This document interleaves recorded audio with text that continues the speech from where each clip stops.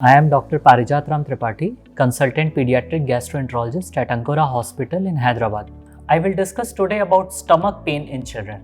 So this is one of the most common complaint that parents come to a doctor, and this is the most common complaint mostly which children tell to their parents also. So as a parents, this is a question to us that how important is this complaint? Is it just a simple thing, some simple infection, some appetite related issue, or is it really something serious? So this is a question which makes parents to visit multiple doctors and later gastroenterologists and multiple places. So in this small talk, I will just try to make parents understand that when you should worry and when you should not worry.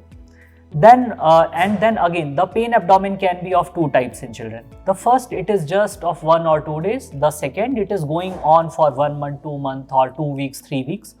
So this is a long duration pain abdomen. So first I will tell about the short duration pain abdomen, that is 1 day or 2 days pain abdomen. So most of the time, we also as a parent, we come to understand that is it really serious? If child is playing and while playing he just says that I'm having pain abdomen and then he forgets. If this is going on for 1 or 2 days and then this complaint is not there, then there is nothing to worry. But when a child is having a pain abdomen for a day or two, when as a parent we should worry.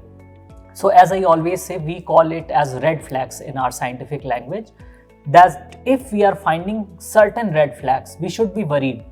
So 1 or 2 days of pain abdomen can be infection or some obstruction or some surgical cause, like you must have heard about appendicitis and cholecystitis, where appendix or gallbladder has to be removed. Their children can present first time with severe pain abdomen.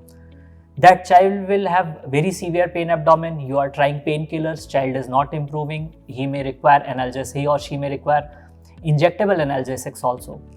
Sometimes they can have associated vomiting, or there is a child is not passing motion, or motion contains blood. So if all these things are there, along with sometimes abdomen is distended, like you find that the stomach is quite distended than the regular thing, or child is having green color vomiting, or in the middle of the night child is waking up with the pain. So all these things, if any of these things are there, don't ignore it and meet your doctor. Or accordingly, a pediatrician or pediatric surgeon or pediatric gastroenterologist will deal with the problem.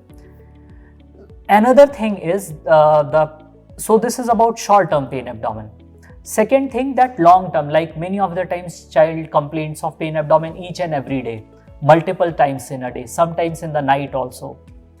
So over the time, you come to feel that probably with all the home remedies, whatever you are trying, this pain abdomen is not going. So what I suggest, if this kind of pain abdomen is persisting for 2 weeks, 3 weeks, it's better to meet your doctor even if you don't feel that it is anything serious. Because a pediatrician or pediatric surgeon or gastroenterologist will do certain subset of investigations through which at least we can rule out some serious diseases. So one disease what we call as functional pain abdomen, which is the most common cause of pain abdomen in children.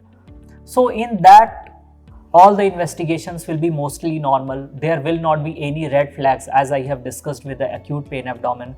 But in that also, your doctor can tell how to deal with this pain abdomen, what else needs to be done. So the basic purpose of this talk will be just to differentiate when you need to go to a doctor, when you should not worry. So these 4-5 simple things you need to remember.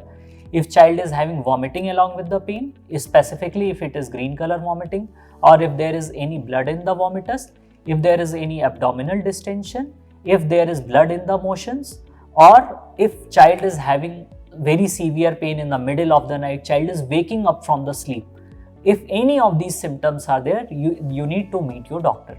Otherwise, you can just give few days at home if there is nothing significant, child is otherwise healthy, playing, active, eating well, then probably you can delay your visit for few days, and if it improves over time, it can be some viral infection or some environment related factor. So I think this will solve the purpose of our small discussion. So hopefully this will be helpful to you. Thank you.